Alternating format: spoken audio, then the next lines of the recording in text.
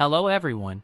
Today we are focusing on Queen of Tears as a career event, because for Kim Soo Hyun, this drama was not just another successful romantic series. It was a public reminder of what happens when casting, writing, timing, and actor image align with unusual precision. By 2024, Kim Soo Hyun was already a major star with nothing left to prove in a basic sense, yet the entertainment industry is not kind to old victories. Every actor, no matter how famous, eventually faces the same question: can they still create the kind of emotional urgency that makes audiences stop treating them as a familiar name and start watching them as if they are new again? Queen of Tears answered that question with force. The drama became a ratings phenomenon, and its finale reached 24.850% nationwide, surpassing the previous TVN record held by Crash Landing on You. This achievement was not a small statistical victory. It placed the drama inside the history of cable television in South Korea.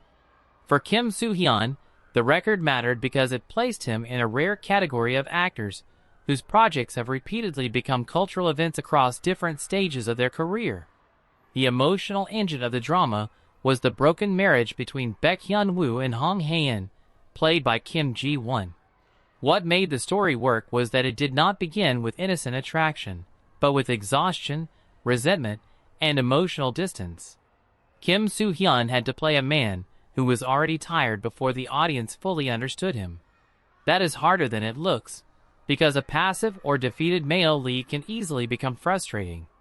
Instead, he gave Hyun-woo a nervous inner life, allowing viewers to sense shame, fear, tenderness, and suppressed love moving beneath the character's surface.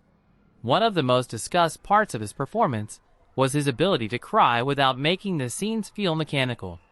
Korean dramas often depend heavily on emotional release, but Kim Soo Hyun's crying scenes tend to work because he does not treat tears as the entire performance.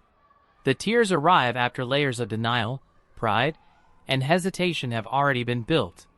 In Queen of Tears, this technique was especially important because the drama constantly moved between comedy, melodrama, family conflict, corporate intrigue, and illness narrative. His performance helped stabilize those tonal shifts. The chemistry with Kim Ji-won was also central to the drama's impact. Their pairing worked because both actors understood restraint. Instead of turning every scene into obvious romantic longing, they often played the relationship through silence, irritation, interrupted conversations, and the awkwardness of people who still love each other but no longer know how to speak honestly. That dynamic made the eventual emotional reconnection feel earned rather than decorative.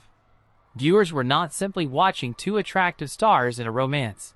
They were watching two damaged people slowly rediscover the emotional language they had lost. From an industry perspective, Queen of Tears also showed how Korean dramas have adapted to a global streaming environment without abandoning domestic ratings culture. The show gained international visibility while still functioning as a traditional weekly ratings event in South Korea. Kim Soo Hyun's presence helped bridge those two worlds.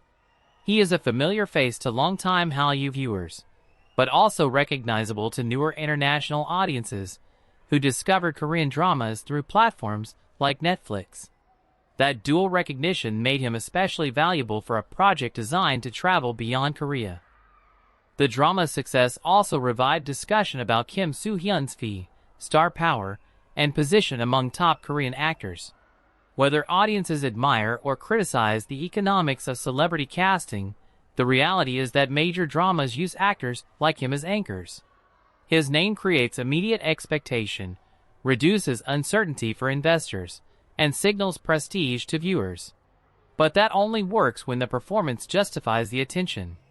In Queen of Tears, the ratings and viewer response suggested that the investment paid off. In the end, Queen of Tears became more than a comeback vehicle. It became evidence that Kim Soo Hyun could still dominate a romantic melodrama in an era crowded with younger stars, streaming hits, and constantly shifting viewer habits. The drama reminded audiences that longevity is not simply about staying visible. It is about returning with the right role at the right moment and making the public feel that the wait had a purpose. Thank you for watching. And before you go, Tell me whether Baekhyun Woo belongs among Kim Soo Hyun's most memorable characters.